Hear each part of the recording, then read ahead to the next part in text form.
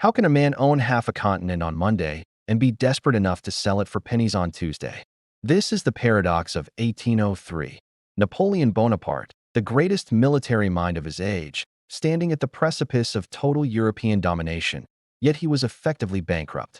He possessed the vast, untamed wilderness of the Louisiana Territory, a landmass that could have fueled a French global empire for centuries. Yet he traded it away in a frantic rush to fund a war that would ultimately lead to his ruin. Was the Louisiana Purchase the greatest real estate deal in history, or was it a desperate act of financial suicide? We are told the story of American expansion, but the truth lies in the cold, hard ledgers of a French treasury bled dry by Caribbean fever and the looming shadow of the British Royal Navy. The gold of the New World was traded for the iron of the old, and in doing so, Napoleon forged the very debt trap that would eventually snap shut on his imperial dreams. This was not a strategic withdrawal. It was a fire sale in the face of an inevitable financial collapse. As the sun set over the Tuileries, the weight of the French economy pressed down on the First Consul like a physical burden. The Revolutionary Wars had left the nation's credit in tatters, and the fragile peace of Amiens was beginning to crack. Napoleon knew that to defeat Britain, he needed a navy that didn't exist and a treasury that was currently empty. He looked across the Atlantic, where the French flag flew over New Orleans, and saw not a colony, but a frozen asset. The dream of a Western empire was colliding with the reality of a bankrupt state. Every ship he sent to protect the Mississippi was a ship he couldn't use to invade England. The contradiction was absolute. To keep the empire, he had to lose it. The financial machinery of the era was a complex web of high-interest loans and predatory banking. Napoleon detested bankers, calling them sharks with pens, yet he found himself forced into their jaws. The costs of the Saint-Domingue expedition were spiraling out of control. The Pearl of the Antilles was becoming a graveyard for French soldiers and French silver. Thousands of troops were dying not from bullets, but from yellow fever, and every death was an unrecoverable expense. The logic of the empire was failing. The Louisiana Territory, though vast, was a liability that required protection he could no longer afford. When the American envoys arrived, they expected to negotiate for a single port. Instead, they were offered a continent. Napoleon's decision was swift, brutal, and purely economic. He realized that if he did not sell Louisiana to the Americans, he would likely lose it to the British for nothing. By selling, he could at least arm his Grande Armée. It was a gamble of staggering proportions, trading long-term territorial sovereignty for immediate liquidity. He was choosing the now of the battlefield over the forever of the map.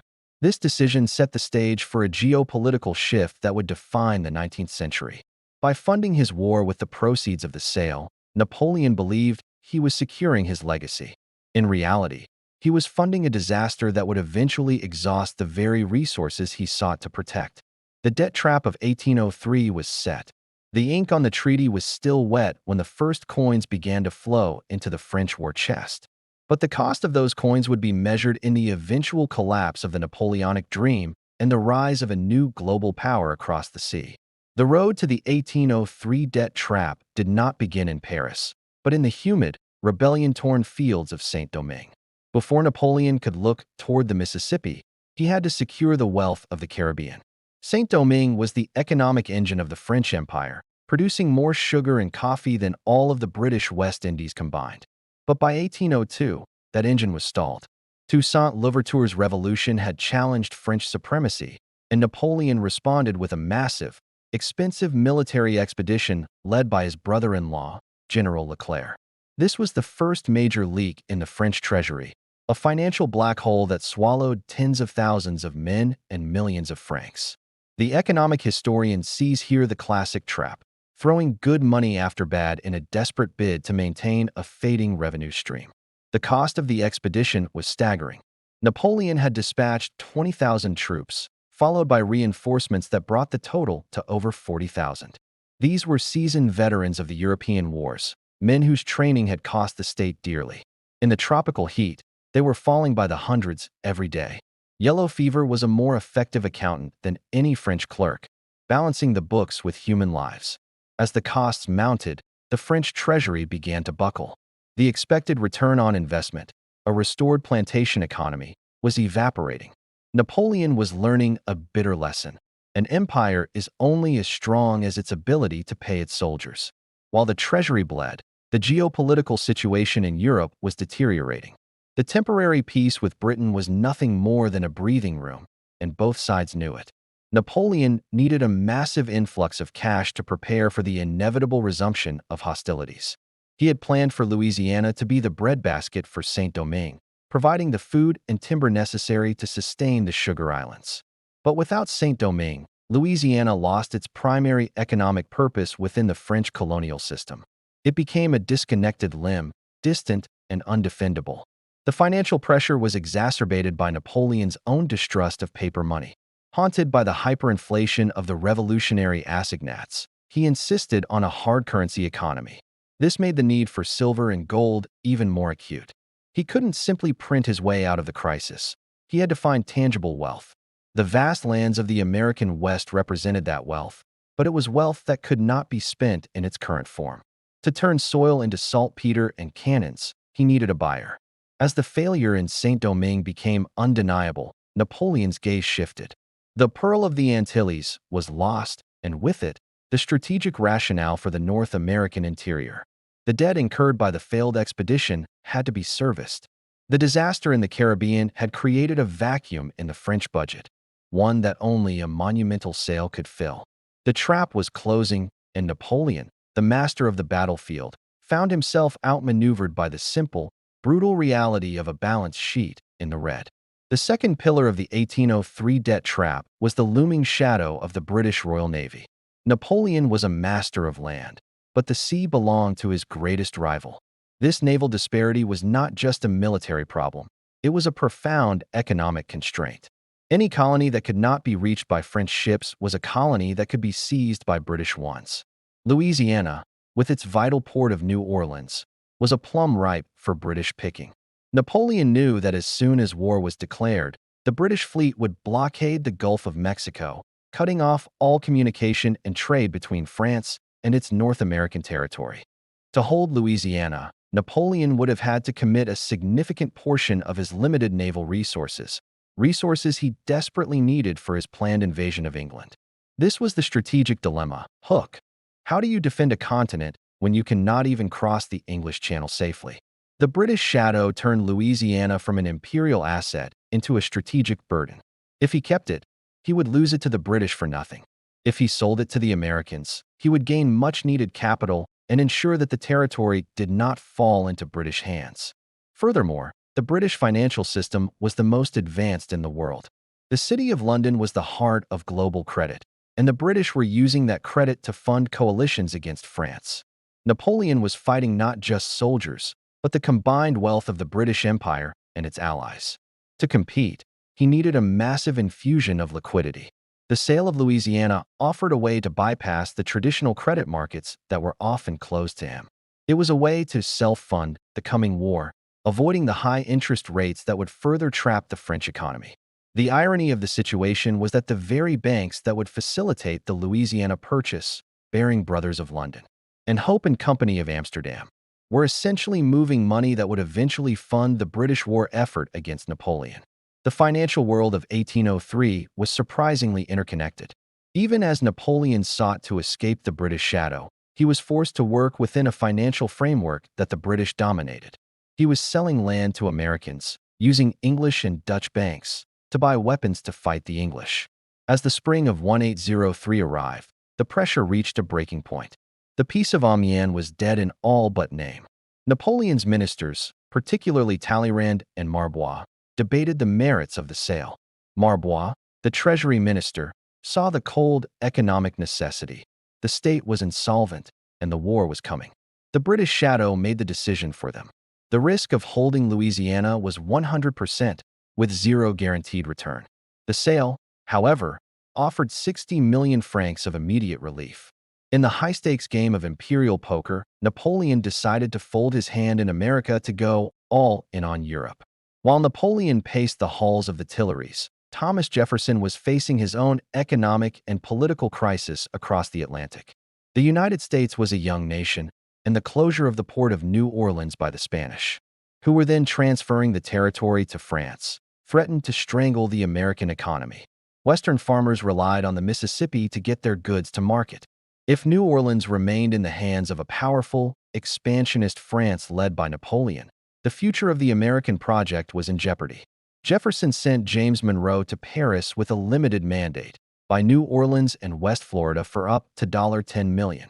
The American envoys were stunned when the French Treasury Minister, Marbois, asked them what they would give for the entire Louisiana territory. This was the economic paradox. Hook, a nation seeking a city, was offered a third of a continent. The price was 80 million francs, about 15 million US dollars, a sum that Jefferson didn't actually have.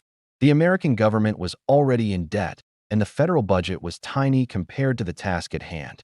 This gambit required the United States to enter its own version of a debt trap to secure its future. The negotiation was a masterclass in opportunistic diplomacy. The French were desperate for cash. The Americans were desperate for security. Napoleon's price was essentially a liquidation rate. He was selling nearly 828,000 square miles for roughly 3 cents an acre. From a long-term economic perspective, it was the greatest bargain in human history. But for Napoleon in 1803, it was simply the price of survival. He needed the money immediately to outfit his Army of England at Boulogne. He was trading the potential of trillions in future resources for the immediate ability to buy muskets, horses, and grain. The financing of the deal itself was a complex maneuver. Since the U.S. didn't have the cash, they issued government bonds. These bonds were then sold at a discount to the Baring Brothers and Hope and Company banks. These banks, in turn, provided the hard currency to Napoleon. This meant that the French war machine was being funded by American debt, facilitated by British and Dutch bankers. It was a global financial circle that highlighted the interconnectedness of the Napoleonic era. The debt was the fuel, and the territory was the collateral. Jefferson's decision to proceed was controversial. He was a strict constructionist who believed the Constitution did not explicitly grant the president the power to purchase land. However, the economic imperative outweighed his constitutional scruples. The American gambit was a bet that the land would eventually pay for itself through westward expansion and resource extraction. Napoleon's gamble was the opposite, that the immediate military victory bought by the sale would make the loss of the land irrelevant. One leader looked to the horizon of a new century. The other looked to the smoke of the next battle. What exactly did Napoleon sell, and what did he get in return? To understand the debt trap of 1803, we must look at the raw data. The Louisiana Territory spanned from the Mississippi River to the Rocky Mountains, and from the Gulf of Mexico to the Canadian border. It contained some of the most fertile farmland on Earth, vast mineral deposits, and the critical trade artery of the Mississippi River system. In modern terms, the resources within that land are valued in the tens of trillions of dollars. Napoleon sold it all for 60 million francs in cash, plus the assumption of 20 million francs in American claims against France. To Napoleon, 60 million francs felt like a fortune. It was enough to fund his military operations for perhaps a year. He used the money to build the massive camp at Boulogne, to construct flat-bottomed invasion barges, and to pay the wages of the 150,000 soldiers who would become the Grande Armée. But in the grand scheme of the Napoleonic Wars, which would last another 12 years and cost billions of francs, the Louisiana money was a drop in the bucket. It was a short-term fix for a systemic problem. The French state's inability to create a stable, British-style credit system meant they were always chasing the next windfall. The economic illusion here was that Napoleon believed he could win a quick, decisive war and then rebuild his empire from a position of strength. He underestimated the sheer endurance of British finance and the resilience of his continental enemies. By the time he was crowned emperor in 1804, the Louisiana money was largely spent. The debt trap remained, now exacerbated by the fact that he had no more continental-sized assets to sell. He had traded his equity in the New World for operating capital in the Old World, and the operating capital was burning away in the fires of constant conflict. For the United States, the cost of a continent was a debt that would take decades to fully retire, but the economic dividends were immediate. The security of the Mississippi River allowed for an explosion of internal trade. The Great Purchase effectively doubled the size of the nation, providing a vent for population growth and a foundation for the American Industrial Revolution. While Napoleon's 60 million francs disappeared into the mists of the Battle of Austerlitz, the American investment began to compound, creating a trajectory of growth that would eventually make the U.S. the world's leading economy. The sale of 1803 serves as a stark warning about the dangers of crisis financing. When a state is forced to sell its most valuable long-term assets to cover short-term debts, it is rarely a sign of strength. Napoleon was a genius of tactics, but in the realm of macroeconomics, he was a victim of his own urgency. He sold the future to pay for a present that was already slipping through his fingers. The debt trap was not just a number on a ledger, it was the loss of a global destiny. With the Louisiana funds in his pocket, Napoleon's ambition reached an all-time high. This period marks the inflation of ambition, where the temporary liquidity from the sale fueled a series of increasingly expensive military and political maneuvers. Napoleon was no longer just the first consul. He was preparing to become an emperor. The 1803 sale didn't just buy cannons. It bought the pageantry and the political architecture of a new Roman Empire. But as his dreams expanded, so did the costs. The debt trap wasn't gone. It had simply been refinanced at a much higher psychological and political price. The Grande Armée, funded in part by American gold, was a marvel of the age. It was the most professional, mobile, and lethal force in Europe. But maintaining such a force required a constant stream of revenue. Napoleon's economic strategy shifted from selling assets to war spoils. He began to rely on the tribute system, where defeated nations were forced to pay for the upkeep of the French occupying forces. This was a predatory economic model that created a vicious cycle. To stay solvent, Napoleon had to stay at war. Peace became a financial impossibility because the French economy was now geared entirely toward the business of conquest. This war-standard economy was fundamentally unstable. It relied on constant victory and the continuous extraction of wealth from neighboring states. While the Louisiana Purchase had provided a one-time bridge loan, it did not solve the underlying structural deficits of the French state.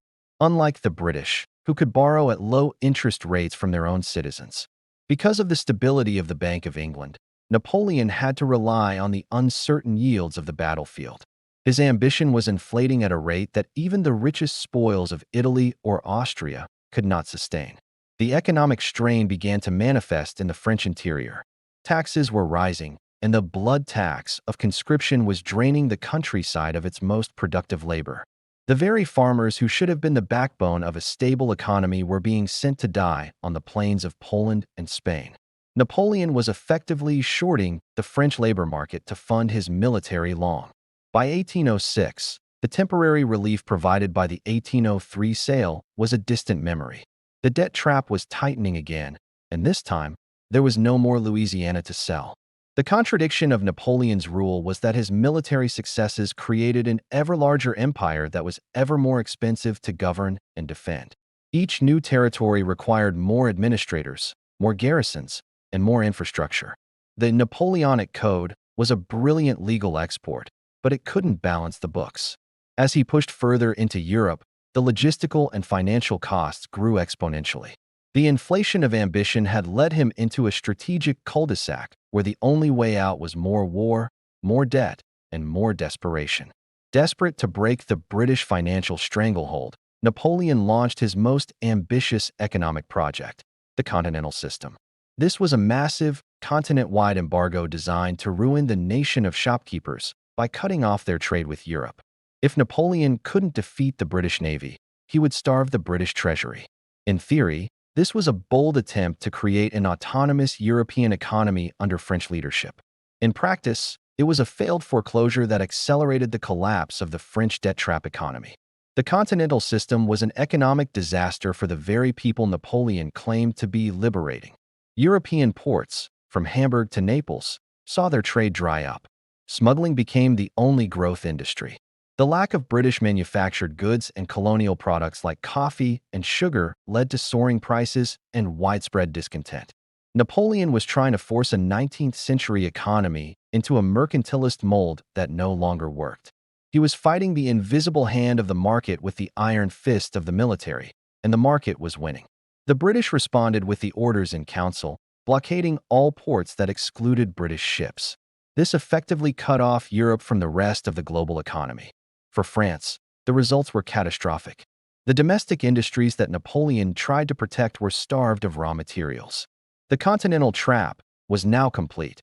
Napoleon was trapped in a land war he couldn't stop, enforcing an economic blockade he couldn't maintain against an island nation he couldn't reach. The 1803 sale had bought him the time to start this fire, but he had no way to put it out. Furthermore, the continental system alienated Napoleon's allies and satellites. Russia, in particular, suffered immensely from the loss of trade with Britain. The Tsar's refusal to strictly enforce the blockade would eventually lead to Napoleon's disastrous invasion of Russia in 1812. The economic war was the direct cause of the military overstretch that would break the empire. Napoleon was using the last of his social and political capital to enforce a system that was fundamentally counterproductive. By 1810, the French treasury was again in crisis. The war spoils model was failing as the conquered territories were picked clean. The debt trap was no longer a matter of silver and gold. It was a matter of survival. Napoleon had tried to seize the global economy by the throat, but he only succeeded in choking his own empire. The dream of a French-dominated Europe was dying, not just on the battlefield, but in the empty warehouses and bankrupt counting houses of the continent. The ghost of Louisiana, the lost potential of a maritime empire, haunted every failed decree. The ultimate consequence of Napoleon's economic desperation was the 1812 invasion of Russia.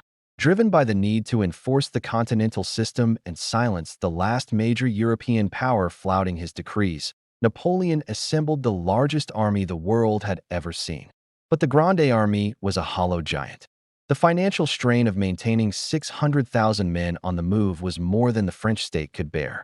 This was the final margin call of the 1803 debt trap. Napoleon was betting everything on one last, massive campaign to force Russia back into his economic orbit. The logistics of the Russian campaign were an economic nightmare. To feed and equip such a force, Napoleon had to exhaust the last reserves of his empire. Every horse, wagon, and bushel of grain was requisitioned. The cost was not just in francs, but in the total mobilization of the European economy toward a single, high-risk point.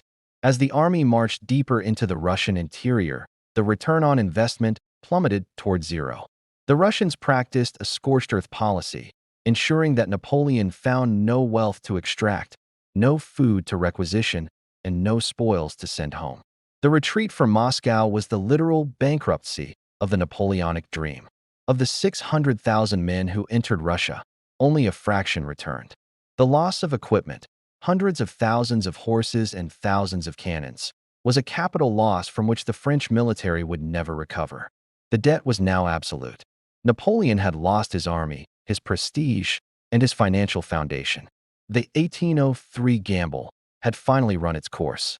The money from the Louisiana Purchase had been spent 10 times over, and the empire had nothing left to show for it but a trail of frozen corpses across the Russian steppe. Back in Paris, the financial markets reacted with predictable horror. Government bonds plummeted. The confidence that had sustained the Napoleonic regime was gone. The debt trap was no longer a theoretical concern for economists. It was a reality that meant the end of the regime. Napoleon's enemies, funded by the inexhaustible credit of the British, were closing in from all sides. The iron and gold disparity had finally reached its logical conclusion. The British could afford to lose battles. Napoleon could not afford to lose his capital. The Russian ruin was the moment the debt trap snapped shut. Napoleon had spent his career trying to outrun the financial realities of his time. He had sold a continent, plundered a dozen nations, and manipulated the trade of an entire hemisphere, all to maintain a military machine that finally broke in the Russian snow. The empire of debt was collapsing. As he returned to Paris in 1813, he faced a coalition of powers that were not only stronger militarily, but, more importantly, more stable financially. The end was no longer a question of if, but when. The story of the 1803 debt trap concludes not in the halls of diplomacy, but on the muddy fields of Waterloo. Even during his brief return from exile during the 100 Days, Napoleon was haunted by the same economic specters. He needed to raise an army overnight, and once again, the French treasury was empty. He was forced to resort to desperate measures, including high-interest loans and forced levies, to prepare for his final showdown with the Duke of Wellington and General Blucher. The financial disparity between Napoleon and his enemies had never been wider. Wellington's army was backed by the full credit of the British state, while Napoleon was scrounging for every franc. The British were able to maintain a consistent supply chain and pay their troops regularly. This was the economic engine of victory. At Waterloo, the British and their allies didn't just have more bayonets. They had a more resilient financial system behind them. Napoleon's lightning war tactics were a desperate attempt to win before his fragile economic house of cards collapsed. He needed a miracle, but miracles are expensive, and his credit had run out. The defeat at Waterloo was the final liquidation. The French Empire was formally dissolved, and Napoleon was sent into permanent exile on the remote island of St. Helena. The final ledger of his reign showed a staggering cost: millions of lives lost, a generation of wealth destroyed, and a France that was territorially smaller than when he had first taken power. The 60 million francs from the Louisiana Purchase were a distant, bitter irony. That money had funded the very campaigns that led to this total collapse. The debt trap had worked its way through the entire Napoleonic era. It began with the need for cash to fight Britain, led to the sale of a continent, fueled a decade of unsustainable expansion, and ended in total military and financial ruin. Napoleon was a genius who thought he could transcend the laws of economics. He believed that power came from the will of the leader and the edge of the sword. In the end, he learned that power is also a matter of compound interest, trade balances, and credit ratings. As the smoke cleared at Waterloo, the new global order was revealed. The 19th century would belong to the British and the Americans, the two nations that had most benefited from Napoleon's economic desperation. The British secured their global maritime and financial hegemony, while the Americans secured the land that would make them a superpower. Napoleon, the man who sold an empire to fund a disaster, was left with nothing but his legend. The final ledger was closed, and the price of his ambition was written in red. 2 centuries later, the echoes of the 1803 debt trap still resonate in the global economy. The Louisiana Purchase remains the definitive example of how short-term financial pressure can force world-altering geopolitical shifts. Napoleon's fire sale didn't just change the map, it changed the trajectory of Western civilization. It proved that in the modern world, the banker is often more powerful than the general.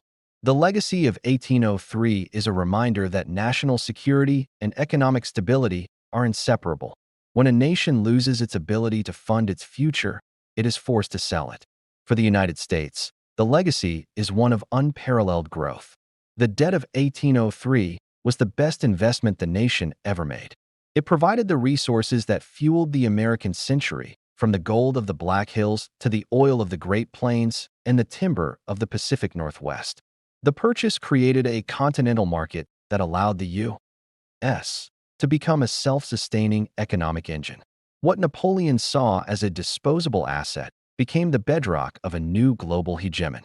The cognitive dissonance remains. The man who wanted to rule the world accidentally created his successor. For France, the legacy was a long, painful period of reconstruction. The Napoleonic Wars left the country exhausted and debt-ridden. It took decades for the French financial system to achieve the stability of its British rival. The loss of the North American interior meant that France would never be a truly global maritime power on the scale of Britain or the later United States. Napoleon's choice in 1803 constrained French foreign policy for the next century, forcing the nation to focus on European and African interests rather than a transatlantic empire. The 1803 debt trap also offers a timeless lesson in crisis management. Napoleon's mistake was not just selling the land, but using the proceeds to double down on a failing strategy. He used a one-time windfall to fuel an exponential war that he couldn't possibly win in the long run. He failed to see that the nature of power was changing, shifting from the conquest of territory to the control of capital and trade. The Renaissance oil painting of his life is a masterpiece of drama and scale, but it is also a cautionary tale of a man who traded the infinite for the immediate. In the final analysis, the debt trap of 1803 is more than just a historical footnote. It is a fundamental story of how money moves the world. Napoleon Bonaparte sold a continent to buy a war, and in doing so, he lost both. The Jeffersonian vision of an empire of liberty rose from the ashes of the Napoleonic empire of debt. As we look at the modern world, with its complex webs of national debt and strategic assets, the ghost of 1803 still lingers. It asks every leader the same provocative question: what are you willing to sell today to survive until tomorrow? The 1803 debt trap changed the world forever, but the lessons of history are only valuable if we learn them. If you want to dive deeper into the hidden economic forces that shape our world, subscribe now.